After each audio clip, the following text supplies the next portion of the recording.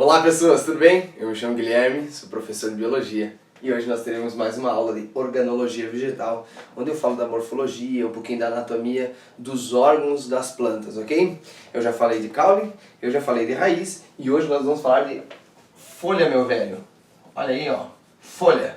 Essa é uma aula que normalmente ela não cai muito nos vestibulares. Eu não lembro qual foi a última vez que eu vi uma questão envolvendo partes da folha, ou tipos de folha, ou organização da folha. Mas como é uma aula que a gente tem que ter, eu vou passar para vocês e espero passar da melhor maneira possível. Inclusive hoje eu trouxe umas folhinhas aí pra gente dar uma olhada, daqui a pouco vocês vão conferir comigo. Gente, o que você está enxergando aqui, ó?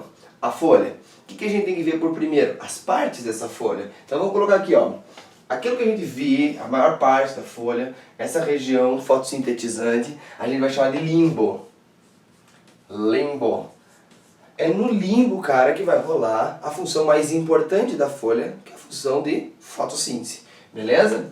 Então, no limbo rola a fotossíntese. Também é por esse limbo que vai rolar o processo de transpiração da planta, que é importante também. A gente vai entender a importância da transpiração depois lá na condução da seiva. É pelo limbo que vai rolar fotossíntese. Fotossíntese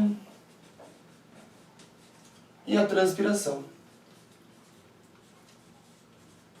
Beleza? Muito bem. Se você olhar aqui o nosso limbo, ele está sustentado por estruturas chamadas de nervuras. Essas nervuras a gente já tratou lá na aula que falava das diferenças entre dicotiledôneas e monocotiledôneas. Vou deixar a tag aqui para vocês, tá? Nessa aula vocês viram que esse tipo de disposição de nervuras é em formato de pena, característico das dicotiledôneas, e a gente chama isso de nervura peninérvia. Para nós agora não vai interessar, depois você dá uma olhadinha na aula. Então aqui nós temos nervuras. As nervuras, pessoal, nada mais são do que os locais onde a gente tem a condução da seiva. Nervuras. Essa nervura, pessoal, se estende para fora do limbo, numa região chamada de pecíolo. Vamos colocar aqui, ó. Pecíolo.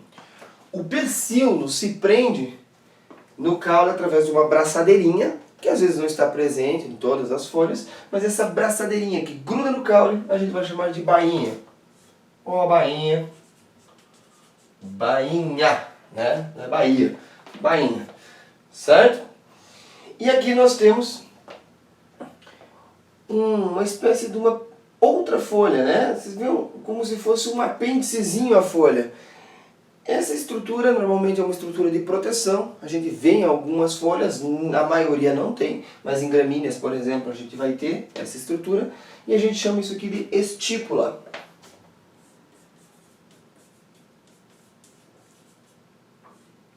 Certo?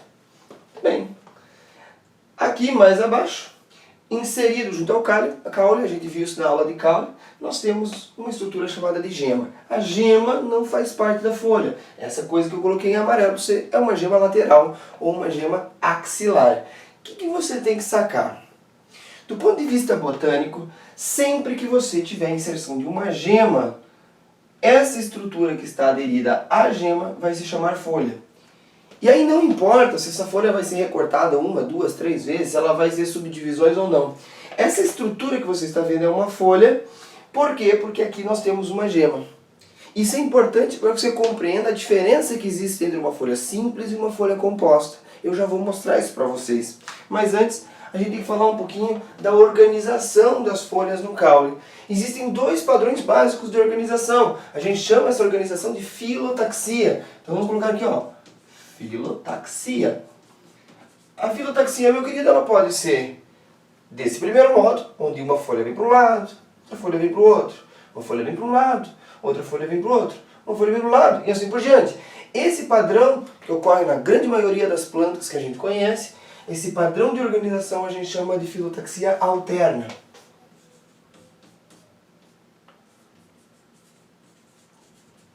Por que alterna, professora? Porque ela vai alternando. Ela vai alternando, uma folha para um lado, uma folha para o outro, uma folha para um lado, uma folha para o outro, beleza? Agora, se você olhou bem essa imagem, você está percebendo que as folhas, elas vão sair de duas em duas. Ó, em cada nó, uma folha para cada lado. Em cada nó, uma folha para cada lado. Em cada nó, uma folha para cada lado. Esse tipo de filotaxia a gente vai chamar de oposta. A filotaxia, para nós, botânicos, ela é importante no processo de classificação de uma planta. Ao olho de um leigo, a gente nem para perceber isso. Mas as plantas que, por exemplo, têm filotaxia oposta, jamais terão filotaxia alterna. Você pega uma pitangueira, por exemplo, ela tem padrão de filotaxia oposta. Você nunca vai encontrar uma pitangueira com folhas alternas. A gente no dia a dia vai olhar para uma planta, pô, a gente nem tá ligado o que é filotaxia. Quanto mais se existe alterno ou oposto, ou se muda isso de planta para outra. Mas as plantas mantêm seus padrões. Então, isso a gente usa como uma maneira de classificar as plantas. Em chaves de classificação, você olha lá, opa, se tem filotaxia alterna, você vem para cá. Se tem filotaxia oposta, você vai para um outro lado da classificação. Beleza, os dois tipos de organização. Agora, o que eu acho que pode confundir o cara? Isso aqui. Tá? Por quê, professor? O cara leigo, ele pensa aqui, ó, olhando, que nós temos aqui uma folha, outra folha, outra folha, outra folha, outra folha, quando na verdade não é o que ocorre. Preste atenção. Aqui você tem um caule, tá? Nessa região você tem uma gema. Aqui você tem uma gema. E o que eu quero que você entenda? Sempre, olha o que eu falei antes, onde a gente tem a inserção da gema, nós temos uma folha. Ou seja, aqui você tem uma gema e tudo isso, olha só, tudo isso vai ser uma folha. Professor, mas isso aqui não é folha? Não. Essas coisinhas que você está vendo não são folhas. A folha é a estrutura inteira. Por quê, professor? Porque a gema está inserida aqui. Então tudo vai ser a folha. E que são essas estruturas menores? São folíolos. Beleza? Esse padrão de organização é diferente disso que você estava vendo antes. Aqui você tem folhas simples. Certo? Aqui você está vendo folhas compostas.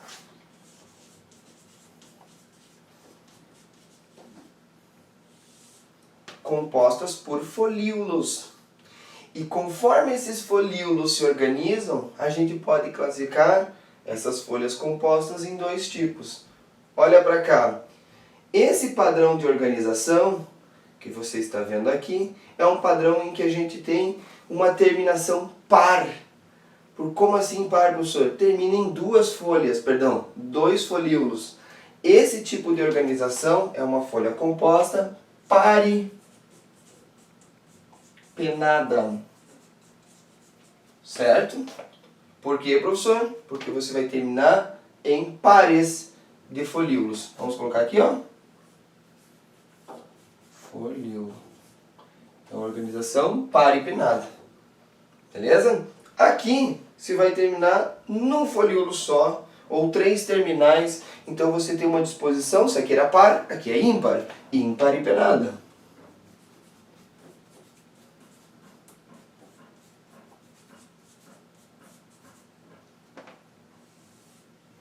Beleza? Muito bem. Agora, prof, e essa folha que a gente tem aqui? De novo, cara, aqui está a gema, ó. Se aqui está a gema, aqui está o caule e tudo isso é uma folha. Só que essa folha que você está enxergando agora, ela vai ter folíolos e cada folíolo vai ser dividido em folhinhas ainda menores, chamadas de foliólulos. Então, cara, esse é um tipo de folha bicomposta. Aqui era composta, aqui era bicomposta.